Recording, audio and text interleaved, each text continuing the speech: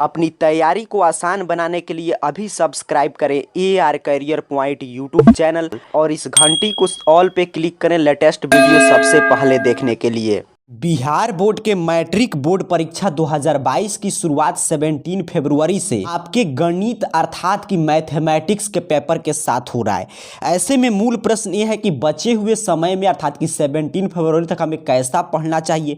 उसके साथ साथ तमाम प्रश्न आपके मन में चलता है कि क्या हम एग्जाम में ज्योमेट्री बॉक्स लेकर जा सकते हैं कि नहीं, चित्र हम पेंसिल से बनाएंगे कि कलम से बनाएंगे, और कैसे पढ़ें एग्जाम में, कहाँ पे रफ करें। आज कि आपके मैथ में आज से लेकर 17 फरवरी तक आपको किन किन बातों को ध्यान में रखकर और एग्जामिनेशन हॉल में किन किन बातों का ध्यान रखना है जिससे कि आपका शानदार रिजल्ट आए, उसी पे हम लोग बात करेंगे। यहां पे देखिए जानकारी दिया जा रहा है कि गणित में अच्छे नंबर के लिए ग्राफ एवं प्रमेय के प्रश्नों में चित्र पेंसिल से बनाएं।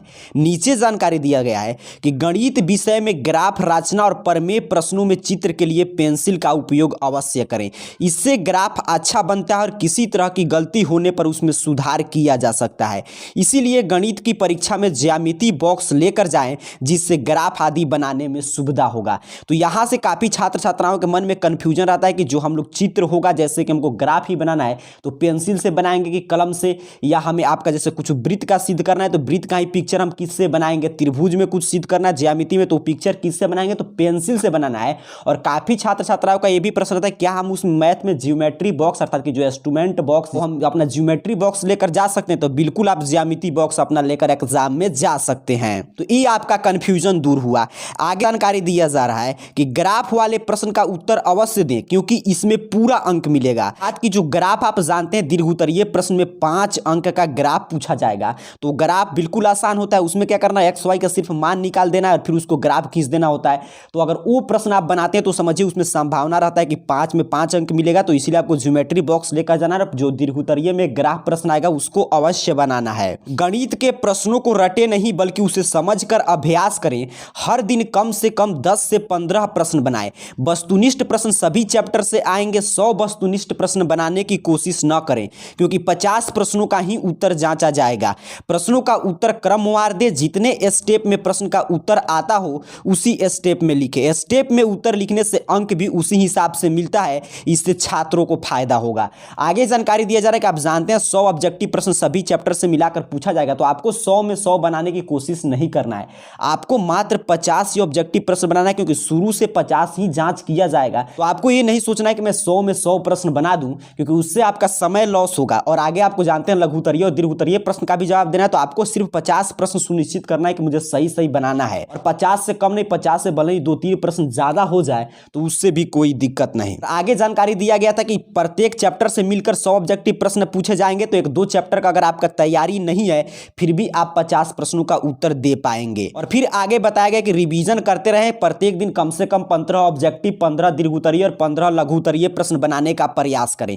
फिर आगे यहां पे बताया गया कि किस चैप्टर से इस साल कितने अंक का प्रश्न आएगा। तो ये पुराना पैटर्न ही चल रहा है कि आपके नंबर सिस्टम अर्थात कि संख्या पद्धति से 10 अंक का प्रश्न, बीज गणित से 20 अंक का प्रश्न, त्रिकोणमिति से 20 अंक का प्रश्न के साथ नियामक ज्यामिति से 10 अंक, ज्यामिति से 20 अंक, क्षेत्रमिति से 10 अंक और आपके सांख्यिकी और प्रायिकता से मिलाकर 10 अंक। तो यही आपके चैप्टर वाइज अंक का निर्धारण इस साल रहेगा। फिर आगे बताया गया है प्रश्न पत्र का पैटर्न। तो यहां पे ध्यान से समझिएगा, जानकारी दिया जा रहा है कि कुल प्रश्न जो है आपसे 138 पूछे जाएंगे। 100 अंक का 3 घंटा 15 मिनट में आपको प्रश्न सॉल्व करना है।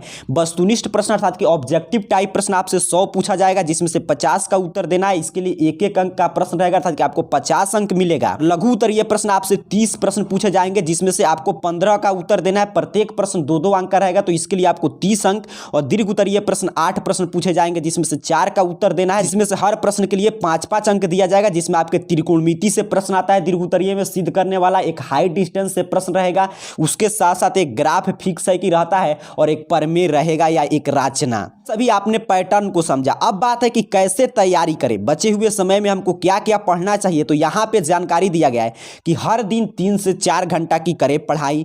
वस्तुनिष्ठ प्रश्नों के लिए अधिक से अधिक सूत्र याद करें। इसके लिए कागज पर सूत्र लिखकर हर दिन उसे एक बार ध्यान से पढ़ें। पिछले 5 साल के बोर्ड परीक्षा के प्रश्न पत्र का अभ्यास करें। समय सीमा में मॉडल प्रश्न पत्र की तैयारी करें, अर्थात कि आपको डेली कम से कम 3 से 4 घंटा पढ़ाई करना है। ऑब्जेक्टिव टाइप प्रश्न के लिए आपको क्या करना है, जो भी आपका चैप्टर 1 से लेकर 15 तक का सूत्र है, फार्मूला, उसको पेज पे लिख के कॉपी के पेज पर बार बार उसका रिवीजन कीजिए, क्योंकि ऑब्जेक्टिव टाइप प्रश्न सीधे सीधे फार्मूला पे पूछे जाते हैं। अगर आपको फार्मूला सूत्र याद है तो उस पर आप बैठा के आंसर निकाल देंगे। और मैं आपको कितना दिन से बताते आया हूं कि पिछले 5-6 साल का प्रश्न पत्र, प्रीवियस ईयर क्वेश्चन बैंक आप बना लिए होंगे, नहीं बनाए तभी बचे हुए समय में जरूर बनाइए और जो मॉडल पेपर आया है उसको जरूर सॉल्व कीजिए। फिर आगे जानकारी दिया गया कि मुख्य विषय कि इसमें से कौन कौन सा इस साल पूछे जाने की संभावना है।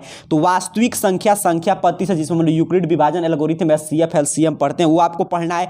बहुपद से प्रश्न रहेगा, 2 चर में रैखिक समीकरण से, द्विघात समीकरण से, AP से, त्रिकोणमिति से और त्रिकोणमिति के अनुपात से, ऊंचाई दूरी से, नियामक ज्यामिति से, त्रिभुज से, वृत्त से, रचना क्षेत्रमिति, ये सभी इस साल के लिए हॉट टॉपिक है। सांख्यिकी, प्रमेय, क्षेत्रफल, आयतन। फिर नीचे जानकारी दिया गया कि परीक्षा हॉल में, ये तो हुआ कि पहले आप 1 से 17 फरवरी तक इस रूप में तैयारी करके जाएंगे, लेकिन परीक्षा हॉल में जब एग्जाम आप दे रहे होंगे उस समय आपको किन किन बातों का ख्याल रखना है। तो पहला है कि किसी अन्य छात्र से बातचीत नहीं करें, क्योंकि एग्जाम आप देने गए वहां पे बातचीत करने गए नहीं है। 3 घंटा 15 मिनट ही आपको समय मिला, तो इसमें बातचीत में व्यर्थ करेंगे तो आप ही का समय लॉस होगा। फिर है अपनी सीट के बैठने से पहले आसपास देख ले कि कोई चीट पुर्जा तो नहीं फेंका है, क्योंकि काफी छात्र छात्राएं क्या करते हैं कि अपने लिए लिखने के लिए कुछ चीट पुर्जा लेकर जाएंगे और क्या कर लिख कर और आपके नीचे फेंक दिए, और आप अपने क्वेश्चन सॉल्व करने में व्यस्त हैं। जो भी वीक्षक होंगे वो आपको परेशान करेंगे कि आप लेकर आए थे। तो इसीलिए आपको देख लेना है अपने आसपास बैठने के बाद कि वहां पे कोई चीट पुर्जा पहले से तो नहीं अवेलेबल है। फिर आगे जानकारी दिया जा रहा है कि परीक्षा हॉल में इधर उधर ना देखे, इससे एकाग्रता नहीं बन पाएगी। रफ कार्य करने के बाद उस भाग को काट दे, इससे परीक्षक कई बार कंफ्यूज हो जाते हैं। अर्थात कि जहां पे आप रफ किए हैं, अंतिम से आपको जो सब्जेक्टिव कॉपी मिलेगा उसमें अंतिम में रफ लिखकर आपको रफ करना है, और फिर उसको जब चलते समय जब आप कॉपी जमा करना होगा तो उसको काट देना है। नीचे जानकारी दिया गया कि 15 मिनट तक प्रश्न पत्र को पढ़कर ठीक से समझ लेना है आपको, क्योंकि जो 3 घंटा 15 मिनट रहता है उसमें 15 मिनट आपको प्रश्न पत्र पढ़ने के लिए दिया जाता है। रिवीजन के लिए 10 मिनट जरूर रखें, अर्थात कि जो रिवीजन कब कह रहा है, एग्जाम हॉल की बात हो रहा है कि जब आप एग्जाम देने जाएंगे, ये नहीं कि पूरा हम अपना समय तक क्वेश्चन ही सॉल्व करते रहे रिवीजन के तौर पर। अर्थात कि हम देखिए अब क्या करना होता है कि हमें काउंट भी करना पड़ता है कि अंत में जब सब प्रश्न बना लिए कि एक बार देख लिए कि कोई प्रश्न हम छोड़े तो नहीं है, किसी प्रश्न में कुछ गलती तो नहीं की है, कहीं पे प्रश्न पुस्तिका क्रमांक सेट कोड तो हम गलती नहीं भर दिए हैं। तो ये सभी देखने के लिए आपको 10 मिनट का समय रखना चाहिए कि हमने आपका सब्जेक्टिव में लघु उत्तरीय बनाया, फिर 4 दीर्घ उत्तरीय बनाया कि नहीं, 50 हमने ऑब्जेक्टिव प्रश्न सॉल्व किया कि नहीं, इसके लिए भी आपको समय रखना है। फिर आगे जानकारी दी जा रही है कि एक बार प्रश्न बनाने के बाद उसे जरूर जांच कर ले कि आप प्रश्न सही बनाए हैं कि नहीं। उम्मीद करता हूं यहाँ पे क्लियर आपको जानकारी कुछ नया सीखने को मिला होगा। यहाँ पे पूरा डिटेल में समझाया गया था कि आप ज्योमेट्री बॉक्स लेकर जाएंगे कि नहीं, कैसे आपको पढ़ाई करना है, कितना ऑब्जेक्टिव सब्जेक्टिव आएगा, किस चैप्टर से कितना प्रश्न आएगा, कौन कौन मुख्य विषय है, और कैसे वर्तमान समय में पढ़ाई करना है, परीक्षा हॉल में किन किन बातों का ख्याल रखना है। इन सभी नियम का पालन कीजिए, आपका एग्जाम बिल्कुल शानदार बीतेगा। और सबसे महत्वपूर्ण है कि रिवीजन करते रहिए, क्वेश्चन बैंक मॉडल पेपर को बार बार सॉल्व करते रहिए। आप सभी को बहुत बहुत धन्यवाद।